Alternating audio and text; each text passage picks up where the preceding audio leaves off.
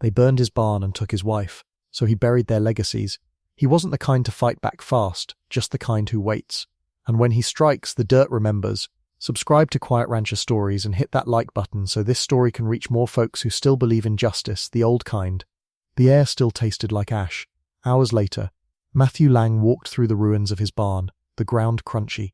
Blackened beams reached for a grey sky. Smoke curled from a crossbar, smelling like burnt pine and grief. Chickens huddled by the fence, confused. The others just lumps in the dust. Matthew, mid-40s, was solid. His movements were slow, careful, like he was mapping things out. He'd seen ruins before, scouting in the war. He knew what fire could do. He knew what men could do. Violence was a language he understood, even if he never wanted to speak it again. His wife, Clara, wasn't there. She was gone. He'd found a note tacked to the door, barely readable. Asterisk. Our due asterisk. 2 words. Personal. He knelt by hot earth, sifting ash. His fingers, usually sure, moved with a strange grace. Half buried, he found Clara's silver locket, tarnished but whole. Her smile, inside, was still bright. He closed his hand around it. No weeping, no panic, just a silent nod. The kind of nod a man makes before war. He stood up, turned from the ruin, and walked towards the house. The sun was setting, painting the sky in fiery oranges, like the day was burning with the barn. It was a poor end, and Matthew knew, with a certainty that settled deep in his bones, it was only the beginning. 3 weeks earlier, the saloon had been loud and smoky. Matthew arrived just as Clara, who'd gone in alone, stood stiffly by the bar. 3 young men, drunk and loud, were harassing a small Cherokee boy. They were the Donlan boys, Wade, Gideon, and Reed, sons of Elias Donlan, the county's biggest cattle baron. Clara had stepped in front of the boy. "Leave him be," she'd said, her voice clear. "He's done no harm." Wade had sneered, pushing her shoulder. "Mind your business, woman." Matthew walked over, slow and steady, until he stood right behind Clara. "She's right," he'd said, low, but it cut through the noise. "Leave the boy alone, and leave my wife alone." Wade, thick-necked, puffed out his chest.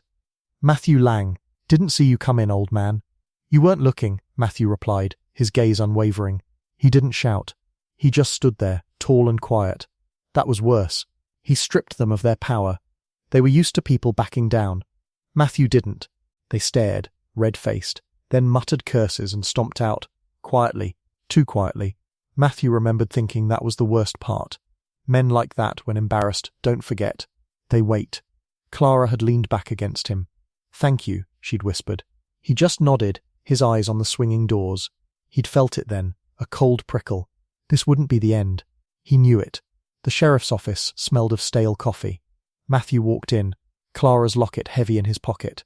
Sheriff Brody, a man built like a barrel, looked up, then his eyes flicked away. "My barn's gone. Clara's gone.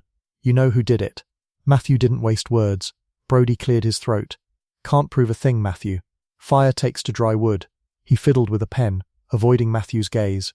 He didn't mention Clara. Matthew leaned against the doorframe. A note was left. "Our due. Who in this county thinks they're owed something from me?" The sheriff sighed. "Look, Matthew, the Donlans, they're powerful. Land, grain, supply routes. Folks owe 'em. Nobody sees anything when it comes to the Donlans." He met Matthew's eyes briefly. "You poke at them, you'll just find more trouble. Best to let it lie." Matthew didn't protest. He didn't argue. He just stood there, watching the sheriff, observing the weary resignation. Everyone in town owed Elias Donlan. His sons, especially Reed, acted like frontier kings, bitter and mean after the war. Reed, the one who'd scoffed at Clara, was the worst. He carried a coldness deep in his bones. Matthew just gave a slow nod. He didn't need Brody's help. He didn't need the law. He just needed to confirm what he already suspected. He had come for information. He turned and walked out, the office silence following him. The Donlans were untouchable by law. Matthew wasn't the law. He was just a rancher, and sometimes a rancher took matters into his own hands. He was taking notes, not on paper, but in his mind. Matthew spent days in the saddle, tracking, a hunch, the wind's direction. He started north, towards the Donlan grazing lands. The ground was hard, but in softened patches, he found them, 3 clear horse impressions, heavier than usual, one with a chipped hoof, a familiar print. He followed the trail, over dusty ridges, through sparse pines. He didn't stop for food or water, just kept going, his eyes scanning, his mind a quiet engine. Late afternoon, near a creek, he found it. A broken link of a cheap chain, not for a horse. Nearby, snagged on a juniper branch, a piece of Clara's shawl, blue wool, torn. He picked it up, feeling the faint traces of her scent, the warmth of the day. He camped by the creek that night, built a small fire, sat, holding Clara's scarf, watching the flames. His hands trembled then, not from fear, but from a cold anger spreading through his bones. He wasn't a man given to trembling. He examined the chain. They wouldn't chain her unless they meant to keep her. The trail, the direction, the lack of struggle, it all pointed to one thing. They'd moved her north, deeper into the hills, towards the logging camps where the Donlans held sway. She was being held, like property. He stayed until dawn, cold seeping into his bones, but his mind sharp. He hadn't found her, but he'd found a path. He didn't push on. He turned back, not giving up. He was gathering tools. He knew what he needed to do now, and he couldn't do it alone. It took Matthew 2 days of hard riding to find Boone McClary. Boone lived off the grid, deep in the Badlands, in a cabin hidden by scrub and dry washes. Most men wouldn't know how to find him, but Matthew and Boone had ridden together in the war. They understood each other. Matthew dismounted by the creek that ran past Boone's place. He whistled their 3-note call. A moment later, a rifle barrel appeared between 2 rocks, then Boone's head. He looked older, gaunter, his face weathered like old leather, his pale blue eyes sharp. "Matthew Lang," Boone rasped. He lowered his rifle, stepped out. A long, lean shadow. "Boone," Matthew replied, his voice tight. He took something from his saddlebag, a single silver spur, their old signal, a big debt owed. Boone's eyes fixed on it. He knew. He took it, weighing it. "What is it?" Matthew didn't beat around the bush. "They burned my barn, took Clara." Boone didn't flinch. He nodded. He'd seen plenty of bad things. "The Donlans," he stated. Matthew nodded. "Reed and his brothers." Boone looked at the spur, then Matthew. "You know what you're asking? This ain't justice. Justice is for courts. You're asking for endings." His voice was flat. "I know," Matthew said. His voice was steady. Boone put the spur in his pocket. "All right then." He paused, looking at the dusty hills. "We make a pact, Matthew. No forgiveness. No mercy. No law." Matthew just gripped Boone's forearm. The pact was made. Cold and heavy, but it settled a quiet resolve. He knew Boone would see it through. He knew some things, once broken, could only be ended. Boone turned back to his cabin. Matthew behind him. The sun dipped. The Badlands grew quiet. Back at the ranch, the house felt empty, cold, smelling faintly of smoke. Matthew walked through it like a ghost. He went to the old shed, dusty and forgotten. He remembered burying the box here, years ago, after the war. He'd sworn he'd never need it. He found the loose floorboard under old tools. It creaked as he pried it up. Beneath it, in the dry earth, an oilskin bundle. He pulled it out, brushing dirt. Heavy, ghosts of a life he'd thought was over. He unrolled it carefully. His old Henry rifle, sleek and deadly, perfectly preserved. His worn war maps, and a sealed letter, Clara's handwriting. He remembered her words, after the war, begging him not to go back to killing. "No more, Matthew," she'd said, earnest, her hand on his cheek. "We build something new, something quiet, something good," he'd promised. Buried the rifle, buried that part of himself, built the ranch, lived a quiet life. For years he'd believed it was enough. He opened the letter. Her words, clear and loving, spoke of hope, the ranch, their dreams, family. He read it slowly, every word a quiet ache. When he finished, he didn't fold it. He walked to the cold hearth, struck a match. The flame caught the paper. It curled, blackened, words blurring, then turning to ash. His face stayed blank. He watched it disintegrate. He cleaned the Henry rifle, feeling its familiar weight, checked the action, loaded it. It felt right, an extension of his will. He laid out the maps. His mind, so long focused on cattle, shifted, mapping terrain, routes, vulnerabilities. He wasn't just a rancher anymore. He was a scout again, a man who planned. The promise to Clara was burned, a darker one now. The first strike came 3 nights later. Matthew and Boone had been watching the Donlan operations, mapping their movements. Elias Donlan moved his cattle through Devil's Throat, a narrow pass with steep cliffs, perfect for what Matthew had in mind. They set up in the high rocks overlooking the pass. The moon was a sliver.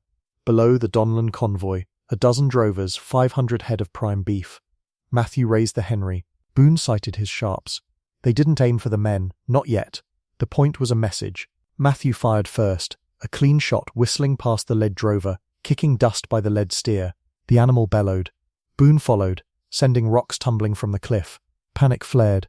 The cattle, skittish, stampeded. Not back, not into the open, hard towards the cliff edge. Drovers shouted, riding hard. Uselessly.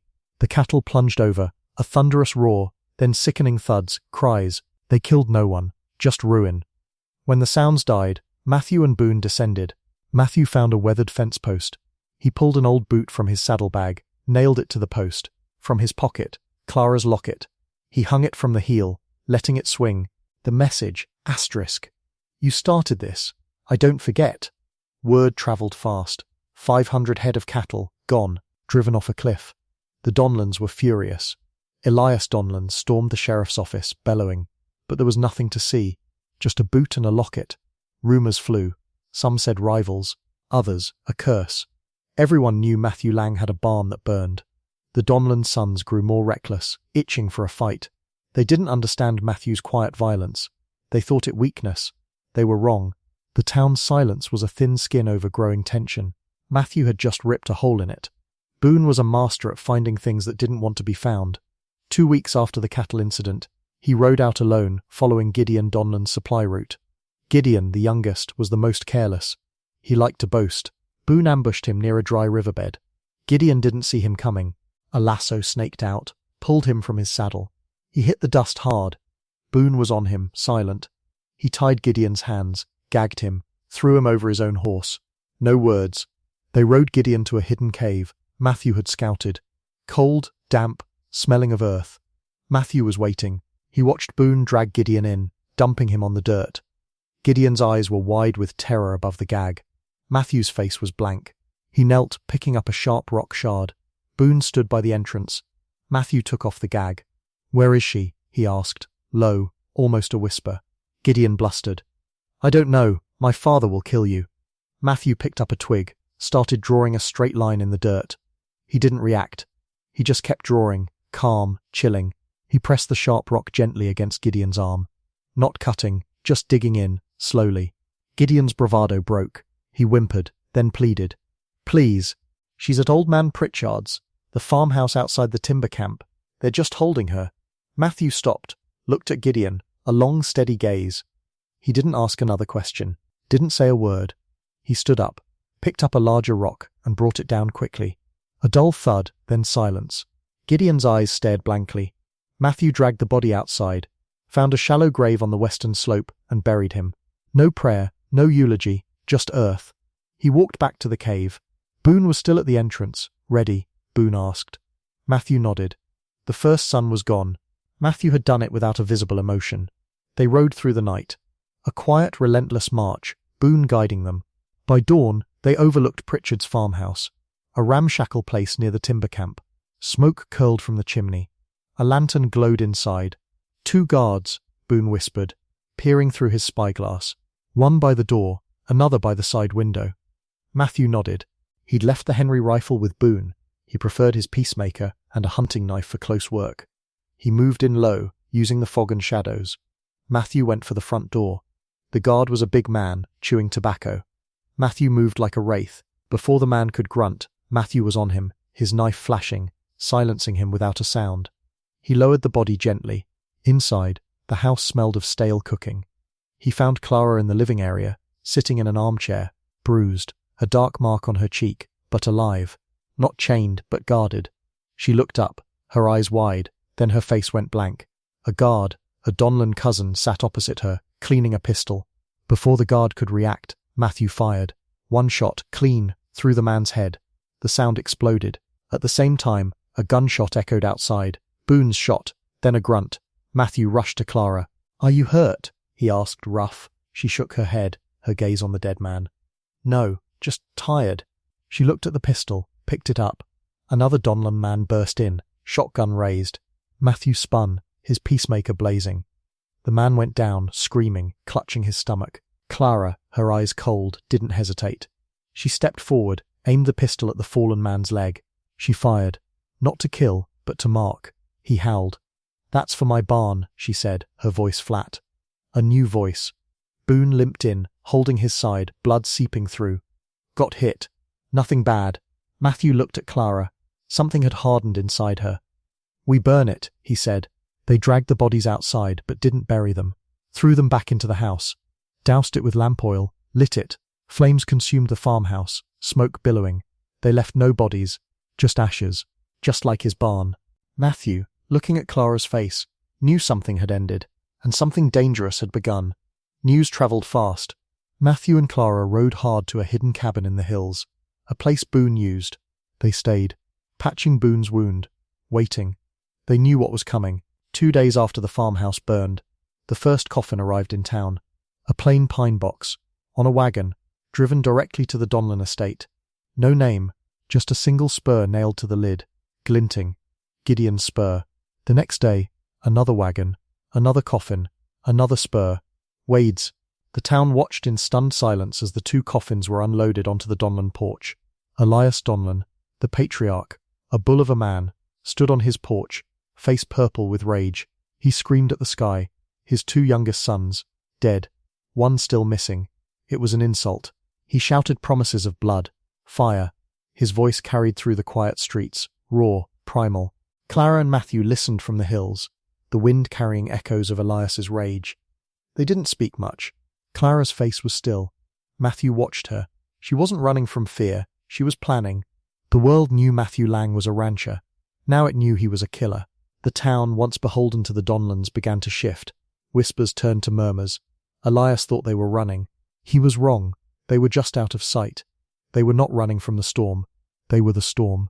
The weeks that followed were a cold, brutal game. Elias Donlin, true to his word, sent men. Groups of them riding into the hills, searching. They found nothing. Matthew and Clara, with Boone fading in the hidden cabin, were ghosts. They knew the land better than Donlin's hired guns. Matthew laid traps. Not for men, not yet. For Donlin's empire. He found a hidden spring feeding a Donlin pasture, poisoned it with a non-lethal herb. It made the cattle sick, ruined their meat, but didn't kill them, just made them worthless. He sniped from ridges, not at men but at their scouts' horses, crippling them. He burned sections of Donlin's grazeland, small fires that spread slowly, destroying feed. Boone, his wound festering, couldn't ride much. He stayed in the hidden cabin, a final sentry, his sharps always ready. His face was gaunt, breath shallow, but his eyes held a fierce light. "Go on, Matthew," he rasped one morning. "This is your war now."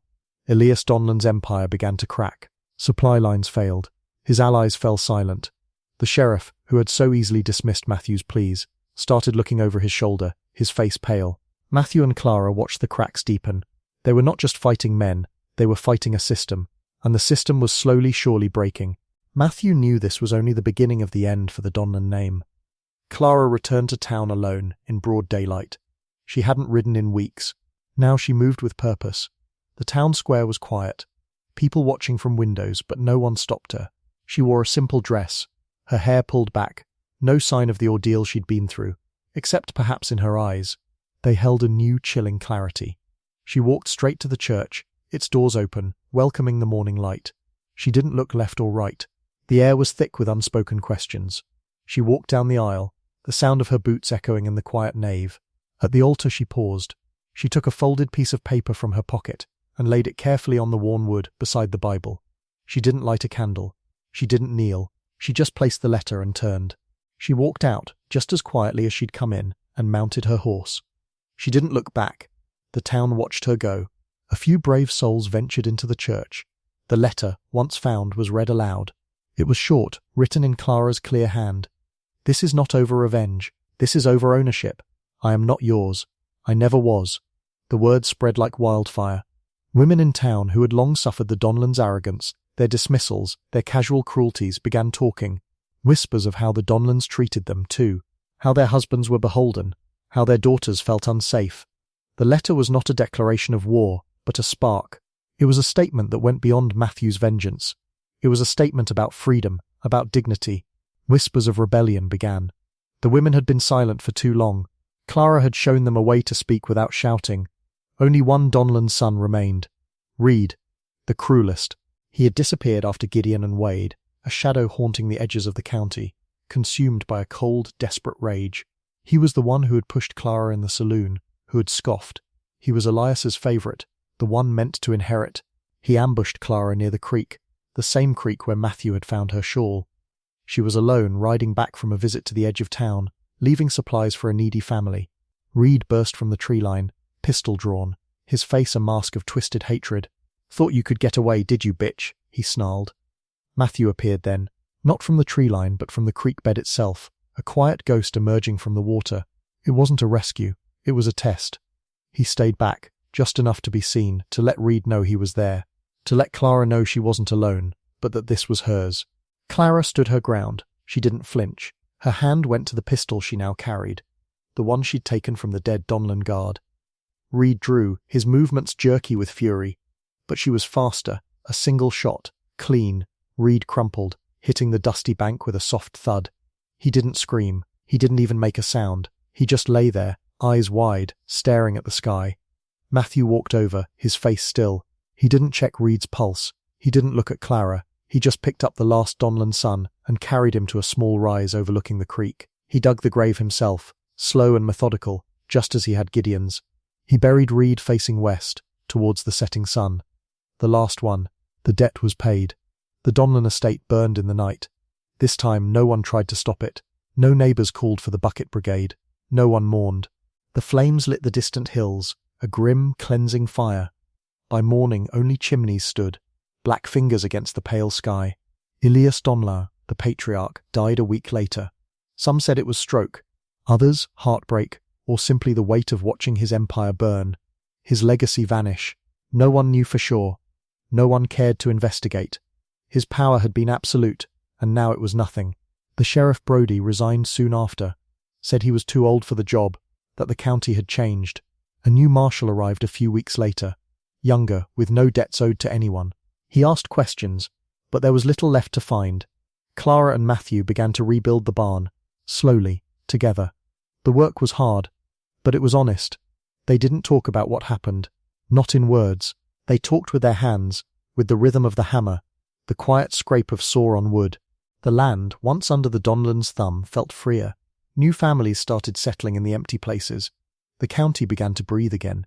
The scars were deep, but life was growing around them. Years passed. The barn stood strong again, weathered wood, full of life. Clara, her hair streaked with silver now, ran a horse training school. She taught local children how to ride, how to understand the animals. Her voice, when she spoke to the horses or the kids, was soft again, full of the warmth Matthew remembered. Matthew rarely talked. He tended the fields, quiet and steady, his movements still methodical. He had adopted a boy a few years back, a quiet child from one of the raided farms, orphaned by the lingering violence of that time. The boy followed Matthew like a shadow, learning to work the land, learning the rhythm of quiet effort. Matthew taught him to ride, to mend fences, to read the weather. He taught him everything but how to fight. He still woke at night, sometimes. The ghosts of fire, of faces, of unspoken deeds. But he always found her hand, reaching for him across the bed, warm and real, and that was enough. They had rebuilt more than a barn. They had rebuilt a quiet peace. They thought they could burn what mattered. But some things don't die in fire, they forge in it.